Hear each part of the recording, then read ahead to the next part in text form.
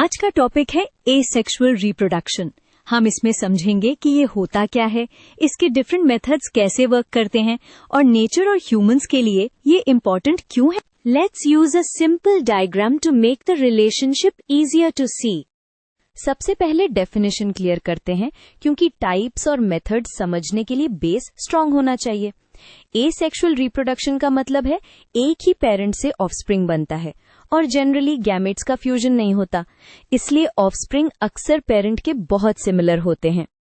अब ये क्यों पॉसिबल होता है, इसकी की आइडिया समझो। सेल डिवीजन स्पेशली माइटोसिस यहाँ मेन रोल प्ले करता है। जब डीएनए कॉपी होके सेल्स डिवाइड होती है तो न्यू इंडिविजुअल्स बन सकते हैं। बस यही रीजन है कि सिमिलैरिटी हाई होती है। चलो अब मेथड्स को कैटेगरी वाइज देखते हैं। मैं तुम्हें हर मेथड के साथ एक सिंपल एग्जाम्पल दूंगा ताकि तुम कंफ्यूज ना हो कि कौन सा मेथड कहाँ मिलता है। पहला कॉमन मेथड है बाइनरी फिजन, जहां एक ऑर्गेनिज्म दो इक्वल पार्ट्स में स्प्लिट हो जाता है। नेक्स्ट है बडिंग। इसमें पेरेंट के बॉडी पर एक छोटा आउटग्रोथ बनता है, वो ग्रो करके नया इंडिविजुअल बन जाता है। ये मेथड समझने का इजीएस्ट वे यही है कि पेरेंट से एक बड निकलता है और डिटैच हो सकता है। अब आता है फ्रैगमेंटेशन और रीजेनरेशन। फ्रैगमेंटेशन में बॉडी के पीसेस अलग होकर ग्रो करते हैं। रीजेनरेशन में अगर बॉडी का पार्ट कट हो जाए तो वो पार्ट दोबारा बन सकता है और कभी कभी पूरा नया ऑर्गेनिज्म भी बन जाता है। यहाँ पिटफॉल ये है, रीजेनरेशन हमेशा रिप्रोडक्शन नहीं होता, पर कुछ ऑर्गेनिजम्स में ये रिप्रोडक्शन का मेथड बन जाता है। नेक्स्ट इंपॉर्टेंट मेथड है स्पोर फॉर्मेशन, स्पेशली फंगाई और कुछ प्लांट्स में। Spores basically tiny light weight reproductive units होते हैं जो इजीली डिस्पर्स होकर फेवरेबल कंडीशन मिलते ही ग्रो कर जाते हैं। इसका एडवांटेज ये है कि सर्वाइवल और स्प्रेड दोनों इजी हो जाता है। प्लांट्स में तुम्हें एक स्पेशल कैटेगरी मिलती है, वेजिटेटिव प्रोपगेशन। इसमें प्लांट के रूट्स, स्टेम्स या लीव्स से नया प्लांट बन जाता है। नेचर में भी होता है और ह्यूमंस इसे फार्मिंग और गार्डनिंग में पर्पसली यूज करते हैं, क्योंकि सेम क्वालिटी का प्लांट क्विकली मिल जाता है।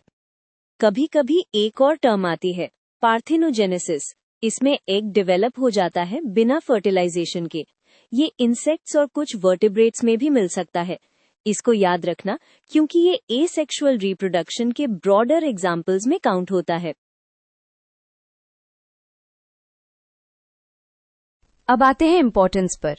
टीचर वाले पॉइंट ऑफ व्यू से हम इम्पोर्टेंस को एडवांटेजेस और रियल लाइफ यूजेस में तोड़ते हैं। सबसे बड़ा बेनिफिट है स्पीड। एक पेरेंट से क्विकली मेनी ऑफस्प्रिंग बन सकते हैं, और जब एनवायरनमेंट स्टेबल हो तो सेम सक्सेसफुल ट्रेड्स कॉपी होना हेल्पफुल होता है। प्रैक्टिकल इम्पोर्टेंस भी स्ट्रांग है। एग्रीकल्चर में वेजिटेटिव प्रोपगेशन से सीडलेस या हाई क्वालिटी वैरायटीज को मेंटेन किया जा सकता है। टिश्यू कल्चर से disease free plants mass scale पर बन सकते हैं। माइक्रो ऑर्गेनिजम्स में एसेक्सुअल रिप्रोडक्शन से पॉपुलेशन बूम होता है, जो फर्मेंटेशन जैसे प्रोसेसेस में यूजफुल होता है और कभी डिजीज स्प्रेड में चैलेंज भी बन जाता है। लास्ट एक ऑनेस्ट नोट पे, एसेक्सुअल रिप्रोडक्शन का लिमिटेशन भी होता है। वेरिएशन लो होती है तो एनवायरनमेंट चेंज हो जाए या डिजीज आ जाए तो पूरी पॉपुलेशन रिस्क में आ सकती है। इस पॉइंट को समझना इम्पोर्टेंट है, क्योंकि यही रीजन है कि नेचर दोनों स्ट्रैटेजीज यूज करता है, एसेक्सुअल भी और सेक्सुअल भी।